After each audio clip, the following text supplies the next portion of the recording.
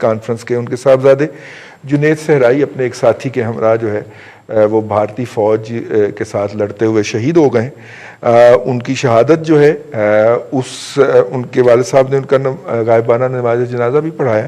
وہ تو ایک اپنی طرف سے بات ہے, لیکن اس میں جو بھارتی فورسز نے جو کیا, اور ابھی پچھلے دنوں جو اگر آپ کو یاد ہو تو مودی صاحب نے وہاں پہ وہ ڈومیسائل اور یہ سارا کچھ وہاں کی ڈیموگرافک چینج کے لیے جو حرکات شروع کی. عبداللہ ملک صاحب, مجھے تو تشویش ہے کہ کہیں اس قتل و غارت گری کے اندر ہمارا ہاتھ بھی نہ نکل آئے کسی لیول پہ جا کے. جتنی فیسیلیٹیشن خاموشی تو یہی بتاتی ہے, جتنی فیسیلیٹیشن ہم کر رہے ہیں, مجھے تو یہ خدشہ ہے چوئی ظہیر صاحب کہ اور کوئی 5-10 سال کے بعد پتہ چلے کہ اس میں ہمارا ہی ہاتھ تھا اور ہم ہی چپ کر کے یہ بیٹھے ہوئے تھے کہ یہ جناب جو کشمیر کا جو ہے یہ پوری طرح مودی صاحب اس کو امپلیمنٹ کر لیں. ہم دعائیں کرتے رہے ہیں جی کہ مودی صاحب آ جائیں گے منتخب ہو کے. ہمارے پرائم منسٹر صاحب جو ہیں وہ چوئی ظہیر صاحب دعائیں کرتے رہے ہیں کہ وہ منتخب ہو کے آ جائیں تو کشمیر کا مسئلہ حل ہو جائے گا. تو یقیناً اس طرح حال کی طرف امید تو بڑھ رہا تھا نا. تو اب اس میں آپ کو بھی سمجھنا چاہیے اور میرے جیسے پاگلوں کو بھی سمجھنا چاہیے کہ اصل میں یہ ایشو ہے کیا. دیکھیں رضوان صاحب, بڑی اچھی بات کی ہے آپ نے اور صحیح پوائنٹ آؤٹ کیا ہے. دیکھیں کہنا بڑا آسان ہے اور اس میں کوئی بعید نہیں ہے کہ ہمارا ہاتھ ہی ڈکلیئرڈ ہو جائے, اور جیسے پاسٹ میں بھی دیکھا گیا ہے ہمارا ہاتھ ڈکلیئرڈ ہوا ہے. اور یہ اتنا امپورٹنٹ اور سینسٹیو ایشو ہے جو 1947 سے چلا آ رہا ہے. آپ یہ دیکھیں آج 7 ماہ ہو گئے ہیں پورا لاک ڈاؤن کیے ہوئے کشمیر کو, اور جب سے کووڈ-19 آیا ہے اس وقت سے 2 ماہ ہو چکے ہیں. لیکن جس طریقے سے انڈیا جو اپنی منمانی کر رہا ہے اس میں کامیاب ہو رہا ہے, چاہے وہ کانسٹیٹیوشنل ٹیررزم امینڈمنٹس ہوں جس میں ڈومیسائل کا چینج ہونا اور جو میجورٹی میں جو ڈیموگرافک چینج کرنے جا رہے ہیں, یہ سارے کے سارے. لیکن آپ یہ دیکھیں یہ کر کیسے رہے ہیں اور کتنے سکون سے اور دھڑلے سے اور بدماشی سے کر رہے ہیں. اور اس کے برعکس جن کو جو سٹینس ہے, جو ہمارا سٹینس ہے, وہ کہاں ہے؟ کیا ہم وہ جو اس کے جس طرح کا سٹینس ہمیں لینا چاہیے کیا ہم لے رہے ہیں؟ بالکل بھی نہیں. ہم دیکھیں یہ چیز انڈیا کسی بھی طریقے سے ریڈی نہیں ہے. ہم نے یہ کنفیس بھی کر لیا ہے اور انٹرنیشنل لیول پہ بھی بتا دیا ہے کہ جو بائیلیٹرل ٹاکس ہیں وہ فیلڈ ہو چکی ہیں, اور ہم کسی تھرڈ پارٹی کی طرف دیکھ رہے ہیں کہ کوئی آئے اور آ کے کوئی مسیحا, کوئی سپر پاور, کوئی ہماری ہیلپ آؤٹ کرے. لیکن کیا ہم ہیلپ کر سکتے ہیں کشمیریوں کی؟ ہمیں دیکھیں بڑی تاریخ جو ہے بڑی سبق آموز ہے. 1947-48 کی جنگ دیکھ لیں جب کشمیر کا مسئلہ ہوا, پھر 65 کی جنگ دیکھ لیں, پھر جب ہندوستان نے یہ مین بارڈر کھول دیا پھر کچھ نہیں ہمیں حاصل ہوا. پھر اس کے بعد آپ دیکھ لیں کارگل کی جنگ میں دیکھ لیں, ہم گھس کے جا کے بیٹھ گئے تھے لیکن پھر بھی انڈیا نے ہمیں اٹرلی نے نیوٹرلائز کیا اور ہم کچھ گین نہیں کر پائے, اور انٹرنیشنل پریشر جو ہے وہ انڈیا ڈلوا دیتا ہے کیونکہ ہم آئسولیٹڈ ہے, پھر بھی ہم کچھ نہیں کر پائے.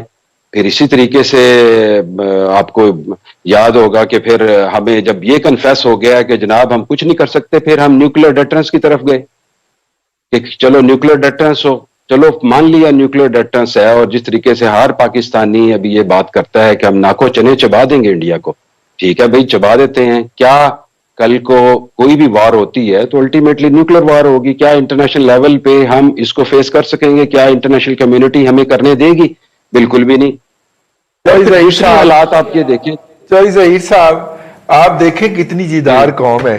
آپ نے ابھی اوپن کیا ہے اور کس طرح کرونا کی اس نے ایسی تیسی پھیری ہے جا کے بازاروں کے اندر, اور وہاں پہ قوم کس طرح کھل گئی ہے, کھل کے وہ ٹوٹ کے پڑی ہے. میں آج ایک جگہ پہ گیا ہوں, دکان چھوٹی سی تھی اور اس میں بیٹھنے کے لیے کچھ 6 قریب سیٹیں تھیں, اور کوئی 13 کے قریب جیدار خواتین جو تھیں, انہوں نے بچے اٹھائے ہوئے تھے, وہ باہر کھڑی انتظار کر رہی تھی کہ وہ اندر سے چیزیں خرید کے نکلیں اور ہم اندر گھسیں. آپ ایسی قوم کے جذبہ جہاد کو یار کو تھوڑا سا سلوٹ پیش کریں نا. یہ جو کرونا کی بات کی ہے اس میں بھی 2 پہلو ہیں. ایک تو پہلو یہ ہے کہ کرونا پھنس گیا, وہ سوچ رہا ہے کہ شاید میں یہاں سے بھاگوں کیسے. مان لیا ٹھیک ہے, لیکن امپیریل کالج لنڈن کی کل میں ایک رپورٹ دیکھ رہا تھا جس میں وہ پروڈکٹ کر رہے تھے پاکستان کی کیجویلٹی ریٹ بہت زیادہ ہے, بہت زیادہ فیٹیلٹی ہے. سو ہم یہ دعا کر سکتے ہیں کہ اللہ کرے کوئی امیون سسٹم کافی بہتر ہو جائے اور ہماری بچت ہو جائے کورونا سے, لیکن کیونکہ یہ ایک بڑا ڈینجرس اور طبی معاملہ ہے اور اس میں اگر ہم بچ جاتے ہیں تو ہوگا, لیکن مشکل ہے یہ. الٹیمیٹلی اس کے آثار ابھی ہم پریڈکٹ کر سکیں گے صحیح جون میں, اور اگر واقعی کورونا بزدل ہوا اور بھاگ جائے تو اس سے خوش قسمتی کی بات کیا ہے. لیکن اگر آپ جو کشمیر کی بات ہو رہی تھی, کشمیر میں آپ دیکھیں جب کشمیر کے ہم لیول پہ اگر کشمیر کی آزادی کی بات کرتے ہیں یا وہاں جو ہیومن رائٹس کی جو وائلیشنز ہو رہی ہیں ان کو ہم نے کرنا ہے, تو سب سے پہلے ہم جو کم از کم جو انٹرنل سٹیبلٹی ہے اس کو دیکھتے ہوئے انٹرنیشنل کمیونٹیز کو آن بورڈ کریں. دیکھیں ایک چیز پکی ذہن میں ہے, آر ایس ایس, ہندو اور مودی کی انڈر لیڈرشپ جو ہے دے ہیو ڈیسائیڈڈ کہ انہوں نے بائیلیٹرل ٹاک نہیں کرنا. انہوں نے یونائٹڈ نیشنز کی جو ریزولوشنز ہیں ان کو ردی کی ٹوکری میں پھینک دیا, کانسٹیٹیوشن امینڈ کیا, آپ کے سامنے سارا ہے, کیا کر لیا. تو اس کا دو ہی حل نظر آتے ہیں, یا تو یہ ہے کہ آپ اکنامکلی اتنے اسٹرانگ ہوں کہ انڈیا خود بات چیت پہ ریڈی ہو, اور دوسری بات یہ ہے کہ انٹرنیشنل لیول پہ اتنا پریشر انڈیا کو پہ ڈالا جائے اور آپ انٹرنیشنل کمیونٹی کو اپنے ساتھ جوڑیں اور ان کو یہ باور کریں. جس طریقے سے یہ بڑی اچھی موو ہوئی ہے, کل ایک پارلیمنٹیرینز کا ڈیلیگیشن گیا لنڈن میں, house of Lords and house of Commons میں, انہوں نے بڑی سپیچز کی ہیں, پریزیڈنٹ آف آزاد کشمیر لے کے گئے ہیں جہاں پہ یہ موقف بیان کیا گیا, یہ بات چیت کی گئی ہے اور وہاں پہ لوگوں نے اس چیز کو سراہا اور یہ کنفیس کیا کہ واقعی انڈیا زیادتی کر رہا ہے. سو یہ اکراس دی بورڈ جو ہے اس طرح کے ڈیلیگیشن جانے چاہیے, اور جو آکوپائڈ کشمیر کے لوگ ہیں ان کو بھی اپنی جو آواز ہے اس کو بڑھانا چاہیے اور انٹرنیشنل لیول پہ بات کرنی چاہیے. یہی حل ہوگا, جنگ جو ہے وہ میرا نہیں خیال کوئی حل ہو. اب ہمارے پرائم منسٹر صاحب پھر کہتے ہیں کہ جی میں فون کرتا ہوں تو مودی میرا فون اٹینڈ نہیں کرتا, اور جب آپ برابری کی بنیاد کے اوپر وہاں پہ جا کے بات کر رہے تھے تو بہت تکلیف تھی اس کو, بہت تکلیف تھی ان کو نا کنٹینر سے, جب آپ برابری کی بنیاد پہ بات کر رہے تھے. تو اب ہمیں بتا رہے ہیں, اپنی بےزتی کا قصہ سناتے ہیں کہ میں فون کرتا ہوں تو وہ فون اٹینڈ نہیں کرتا. تو یار یہ بات بتانے والی نہیں, یہ تمہاری بےزتی ہے بھائی, اپنی بےزتی کروا رہے ہو, ملک کی بھی بےزتی کروا رہے ہو. اب گوئنگ فارورڈ جی, یہ جو کچھ بھی ہے اس وقت موجودہ حکومت جس طرح کشمیر کو ہینڈل کر رہی ہے, مطلب ہمیں ذہن میں آیا ایک سوال, کرتارپور کے بعد اگلا حصہ کون سا ہے جو ہم بھارت کو آفر کریں گے؟ دیکھیں سب سے بڑا حصہ تو کشمیر والا ہی ہے, وہ تو ہم نے پہلے آفر کیا نا, پھر اس کے چونگے میں ہم نے کرتارپور آفر کیا. اب کون سا حصہ ہے؟ میرا خیال کشمیر میں ہی کوئی حصہ ہم آفر کریں گے یا ہم افغانستان کی طرف کوئی حصہ دیں گے, کیونکہ ادھر بھی ہم نے ایک حصہ آفر کیا. کشمیر والا جو کہ ایک اور ایشو ہے تو اسی میں سے کچھ ہم ان کو دیں گے, اور پھر افغانستان میں تو یقیناً ہم کہہ رہے ہیں کہ اگر آپ کے پاس کوئی پازیٹیو پوائنٹس ہیں تو آ جائیں, آپ بھی ہمارے ڈائلاگ میں آ جائیں.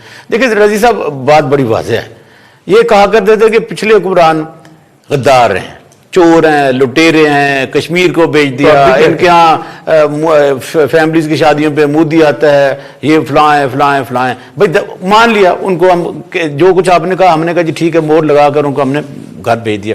دیکھیں اب تو آپ 17, 18, 19 ماہ سے اب تو آپ حکومت میں ہیں, آپ جو کچھ کہا کرتے تھے, بڑی بڑی دبانگ باتیں کیا کرتے تھے, انٹرنیشنل فورا پہ آپ نے جا کر بات کی, آپ نے کہا کہ جی پھر کہا کہ انڈیا میں الیکشن ہونے جا رہے ہیں, اللہ کرے مودی جیتے اور وہ جب آئے گا تو کشمیر کے مسئلے کا حل کرے گا. وہ آپ کے خوابوں کی تکمیل تو وہ ضرور کر رہا ہے, لیکن ہمیں افسوس اس بات کا ہے کہ جو کچھ کشمیر میں ہو رہا ہے وہ سمجھتے ہیں کہ شاید ماضی کی طرح اب یہ بھی حکومت ہمارے پیچھے ہے, موریلی ہماری مدد کر رہی ہے, ہمارے لیے آواز بلند کرتی ہے. اگر اس قسم کا ہم دھوکہ انہیں دیتے رہیں گے تو وہ جو آوازیں کشمیر سے بذات خود وانی کی شہادت کے بعد اٹھنا شروع ہوئی تھیں اور انہوں نے اپنی جو باغ ڈور اپنے ہاتھوں میں لی تھی اور اپنے فیصلے خود کرنے لگ گئے تھے, تو ہم تو ان کو بھی نقصان پہنچا رہے ہیں, ہم ان کی شہادتوں کو نقصان پہنچا رہے ہیں, ہم خود ان کے ظالموں میں شمار ہو رہے ہیں. ہم انہیں یہ کہہ کے کہ ہم آپ کے ساتھ ہیں, ہم بات چیت کر رہے ہیں, دنیا کو ڈائلاگ میں شامل کر رہے ہیں. یہ سارے کا سارا پھر ہمیں ایک فریب سے لگتا ہے, اور اچھی بات نہیں ہوگی ہماری موجودہ حکومت کے لیے کہ کشمیریوں کو وہ اس جانسے میں رکھے, میں تو جانسے ہی کہوں گا, جانسے یا دھوکے میں رکھے کہ وہ ہماری اس دھوکہ دہی پہ رہتے ہوئے اپنا تمام کو گوا بیٹھے, اور پھر ہمارا تو کچھ نہیں جائے گا کیونکہ ہم تو بیچ چکے ہیں. لیکن ایک بات ضرور ہے رضی صاحب کہ مودی یہ کہنے میں حق جانب ہے کہ پاکستان کے ساتھ ہمارے اچھے تعلقات ہیں. ابھی موجودہ حالات میں ہم نے ان کو میڈیسن بھی بھیجی ہیں اور کشمیر پہ اب وہ کوئی انٹریگ بھی نہیں کر رہا ہے, کوئی وہ نان اسٹیک ایکٹر کو سپورٹ بھی نہیں کر رہے اور کشمیر میں کوئی ہمارے لیے مسائل پیدا نہیں کر رہے. تو ہمارا ایک اچھا دوست ہے عمران خان, اللہ کرے کہ 5 سال اگلے بھی اس کو ملیں تاکہ کشمیر کا مسئلہ ہماری فیور کا حل ہو جائے. تو قوم کو اب سوچنا ہوگا, ان لوگوں کو جو کشمیر کی بات کرتے ہیں, جو ہماری جیسے نجمہ اسلامی ہے اور لوگ ہیں جو کشمیر کے لیے درد رکھتے ہیں, اور ہم تو ہیومن رائٹس والے ہیں, ہم تو اس ظلم تشدد کا بالکل اس کو مذمت کریں گے, لیکن ہمیں مذمت اپنے موجودہ حکومت کے رویوں کی بھی کرنی چاہیے.